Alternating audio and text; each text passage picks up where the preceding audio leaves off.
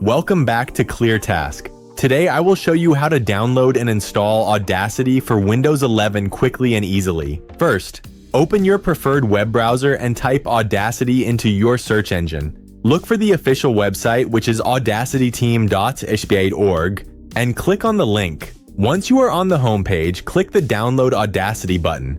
This will save the installation wizard to your computer. You can open it directly from your web browser downloads list, or navigate to your Downloads folder in File Explorer and run the installer from there. The initial installation process is very quick. Once it finishes, it will automatically open a program called Muse Hub. Inside Muse Hub, locate Audacity and click Install. You might see an option to get Audacity without tutorial. Click that to begin the actual download, and feel free to close any other pop-ups that appear. After the download and installation are complete, click your Windows Start button and search for Audacity. Click on the app to launch it for the first time. Simply hit accept and continue, and you are ready to start editing your audio. If this guide helped you, please like the video and subscribe to ClearTask for more straightforward tutorials. Thanks for watching.